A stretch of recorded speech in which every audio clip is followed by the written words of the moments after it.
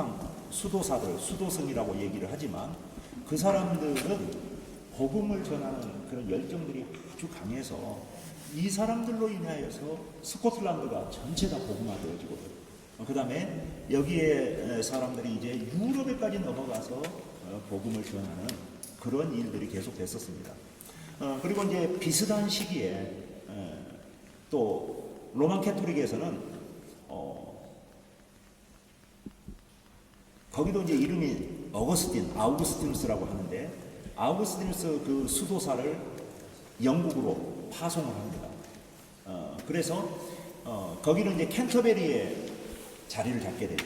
그래서 캔터베리를 중심으로 해서 이제 아래쪽에서 이제 또 복음을 전하기 시작하는데, 이 위쪽에서부터 전해지는 이 콜롬바를 비롯한 이 사람들 그룹과 아래쪽에서부터 복음을 전해오는 로만 캐토릭 그룹들은 같은 우리가 뭐 수도사 또는 뭐 이렇게 다 표현을 하지만 복음을 전하는 그 해석하는 자체가 너무 틀립니다. 이제 우리가 아는 대로 아래쪽에서는 다 로만 캐토릭의 그런 영향을 받았지만 여기 세인트 콜롬바라는 이쪽 그룹은 전부 다 북아일랜드로부터 시작해서 개혁주의 신앙을 그대로 물려받아서 철저하게 이제 지켜왔던 사람들이죠. 우리가 이제 그냥 통상 이해하기 쉽게 개혁주의라고 표현합니다. 근데 개혁주의라는 단어는 사실 15세기 이제 종교개혁 이후로 우리가 개혁주의라는 이름을 많이 쓰지만, 저는 로만 캐토릭과의 그런 구별을 위해서 이미 이 사람들은 철저하게 성경에 근거한 신앙생활을 하고 있었다는 것. 그리고 로만 캐토릭의 그런 것들과 많이 유사하면서도 차이점들이 상당히 많았다는 거죠. 그래서 이 사람들이 이제 그렇게 잉글랜드 아래쪽에서부터 전해져 오고 또 복음을 전하고 이 콜롬바의 여기 아요나 수도원에 관련된 많은 수도사들은 이제 위에서부터 보다 성경에 가까운 그런 복음을 전해왔는데, 이 사람들이 가장 중요하게 이제 첨예하게 대립돼서 서로 부활절 날짜를 언제로 선택하느냐라는 문제와 그 다음에 수도사들의 그 두발 문제. 여러분들 예전에 그 수도승들을 보면은 앞머리는 전부 다 빡빡 밀고 뒤에만 머리 좀 남겨놓은 그런 수도승들 사진들을 보셨을 거예요.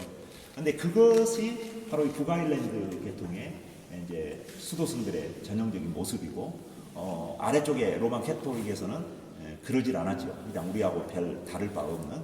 그런데 이제 이 두 세력들이 계속 그런 논쟁들이 있다 보니까 잉글랜드 노썸브리아라고 하는 지금으로 얘기하면은 영국의 그 노썸브리아 중심이 위트비라는 곳이 있습니다.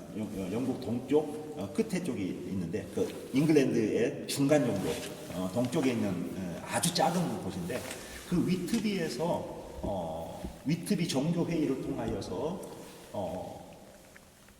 이 두 세력 간에 서로 이제 좀 합일점을 찾으려고 노력을 했죠.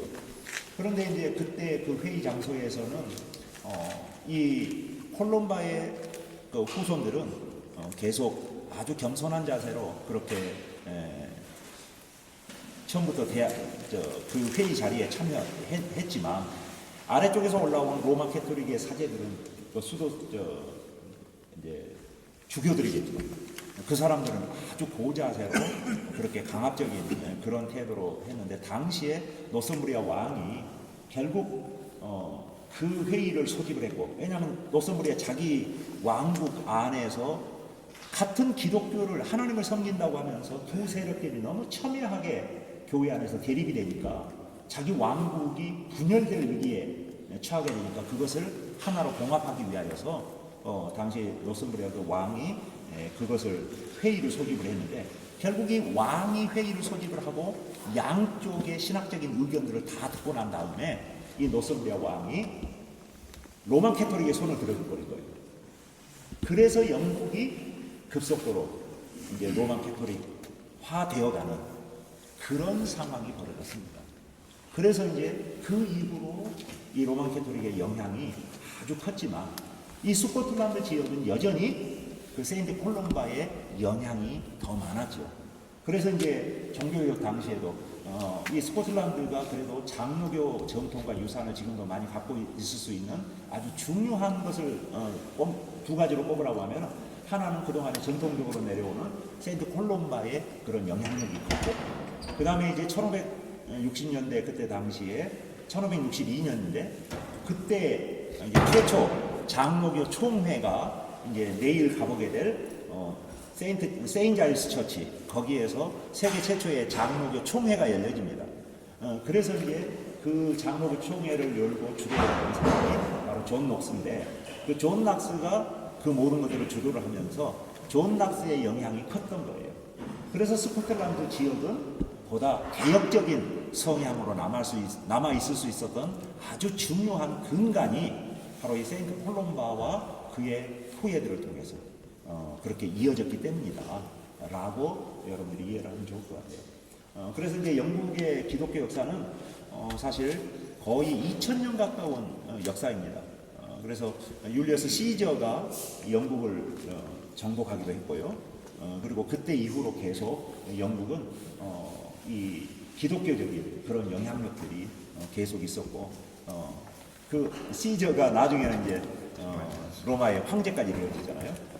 그래서 그렇기 때문에 이 영국은 로마 시대 때부터 사실 기독교 역사를 잡으면 2000년 역사가 되는 거예요.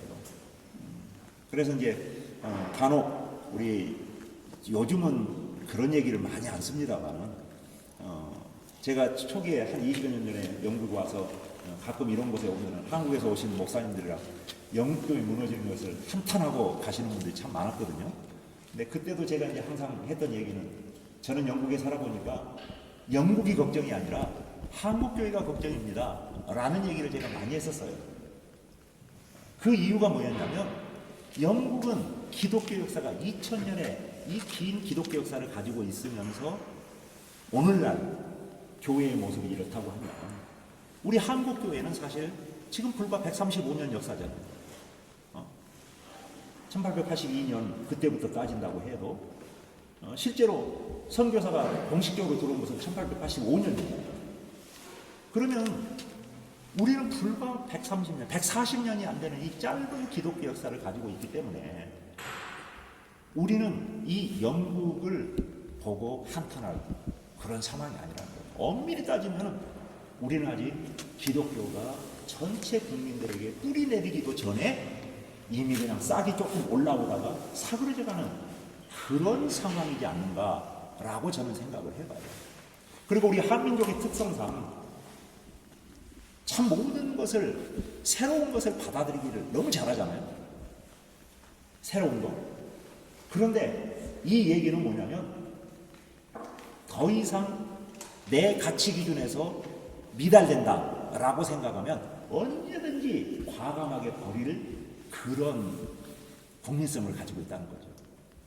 그래서 우리 기독교 복음이 사실 우리 후대들에게도, 여러분 가정에서만 한번 다 생각해 보세요. 우리 부모 세대가 가지고 있는 그 신앙의 모습을 우리 자녀들이 얼마만큼, 몇 %나 가지고 있는가라는 것을 한번 생각해 보자는 것이죠. 저는 영국 또 프랑스에 넘어가면 이제 위그노라든가 왈도 이런 사람들의 흔적들을 밟아보면서 항상 느꼈던 것들은, 이 사람들이 아무것도 인생을 보장받지 못하는 그 어려운 상황 가운데 그 길을 자기 자신이 가고 자기 자녀들이 그 길을 갈 수 있도록 끝까지 온 가족들이 하나 되어서 죽음을 불사하고 신앙을 지켜나갈 수 있었던 근간이 뭘까? 그런 것을 많이 생각해 보거든요. 그렇다면 우리 한국교회의 미래는 어쩌면 최고 정점을 찍었던 우리 한국교회의 역사가 1980년대 아마 여의도에서 뭐 100만씩 모여서 집회를 가졌던, 아마 그때가 정점이 아니었을까 그런 생각을 해봐요. 물론 그 이후에 이제 당시에는 해외 파송된 선교사 숫자 불과 한 1000명이 안 되는, 그 적은 아니에요, 1000명이지.